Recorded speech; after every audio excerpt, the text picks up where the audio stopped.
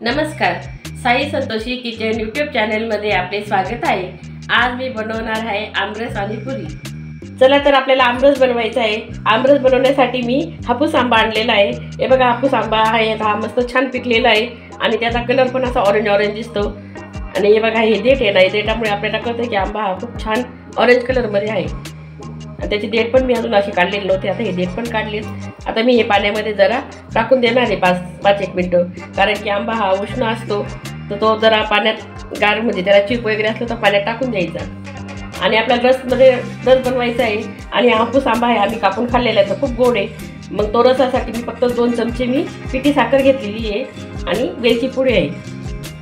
चला तर आपल्याला पुरी बनवायची आहे। तर पुरी बनवण्यासाठी मी 1 बाउल गव्हाचं पीठ घेतलेलं आहे, मोहनसाठी तेल घेतलेलं आहे, रवा घेतलेला आहे, थोडेसे ओवा घेतलेला आहे आणि मीठ घेतलेलं आहे। तर आपण पहिले पुरीचं पीठ भिजून घेऊया। तर 1 बाउल घेतलेला आहे, बाउलमध्ये आपलं हे गव्हाचं पीठ मी टाकून घेणार आहे आणि गव्हाचं पीठ मी गाळून घेतलेलं आहे। आणि छोट्या वाटीभर म्हणजे मोठा चमचाभर रवा ह्या, कारण की आपल्याला पुरी जराशी कडक आणि टम फुगलेली पाहिजे, तर थोडासा रवा टाकायचा ह्याच्यात आणि ओवा पण टाकायचा। जरा ओवा टाकल्याने जरा पुरीला पण चव खूप छान येते। थोडासा साखर चोळून घ्यायचं, चवीनुसार जरा मीठ टाकायचं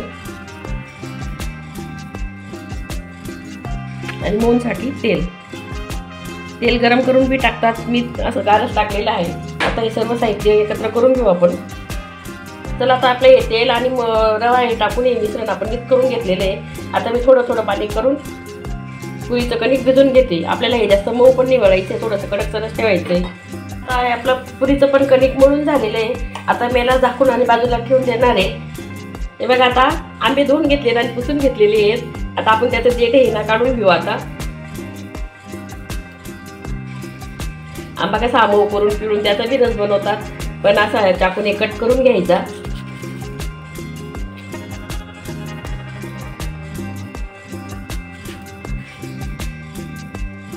हे बघा, अशा प्रकारे मी आंबे कट करून घेतलेले आहेत। आता या बाउल घेते आणि बाउलमध्ये आता हे आंबे असे चमच्याने असं हे गर काढून घ्यायचं आहे। एकदम सहज गर निघून जातो चमच्याने। अशा प्रकारे जर रस केला ना तर खूप छान होतो रस।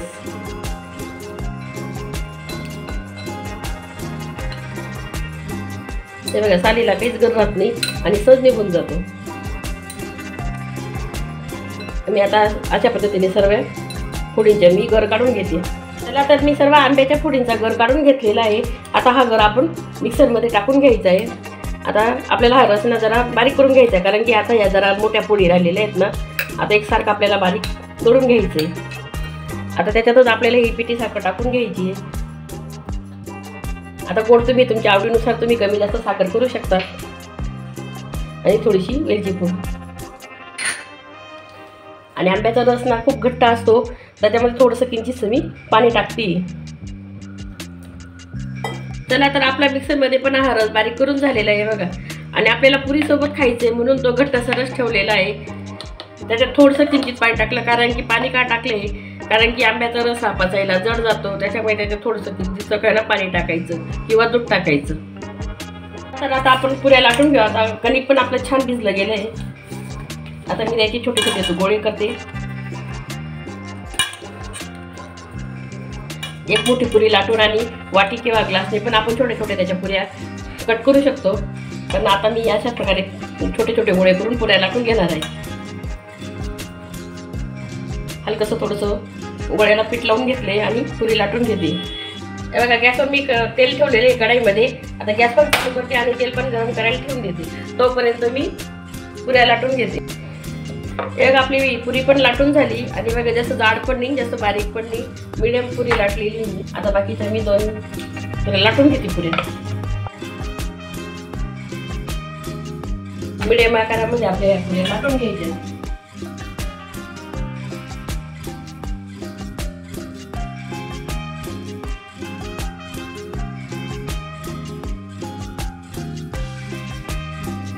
तेल पण गरम झालेलं आहे आणि मी तेलामध्ये जरा चिमूटभर मीठ टाकते, कारण की पुरी तेल शोषत नाही, त्याच्यामुळे तळाला थोडंसं मीठ टाकायचं। आता तेलामध्ये आपण पुरी टाकू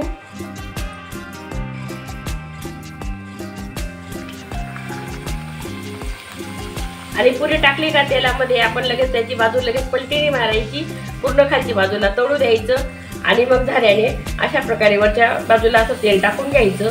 म्हणजे वरच्या बाजूला बी तेल टाकलं तर आपली पुरी पण चांगली तळली जाते.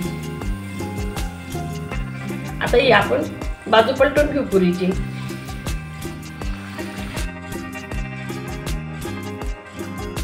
असं सर्व बाजूने अशा कडा तिच्या अशा आपण दाबून घ्यायच्या, कारण की पुरीचं साईज जरा मोठी आहे तर पुरी सगळ्या बाजूने तेलात तळली जायला पाहिजे. तसं हलका हलका असं तेलामध्ये वरच्या कडा अशा दाबून घेत जायच्या. आता दोघी बाजूने आता पुरी चांगली तळली गेली आहे, लालसर झाली आता मस्त. आता ही पुरी आपण काढून घेऊया. चला तर मग आपला आमरस आणि पुरी खाण्यासाठी तयार झाली आहे. तर अशाच नवनवीन रेसिपी बघण्यासाठी माझ्या साई संतोषी किचन यूट्यूब चॅनलला लाईक करा, शेअर करा आणि सबस्क्राईब करा. बेल आयकॉनच्या बटनला क्लिक करा. धन्यवाद.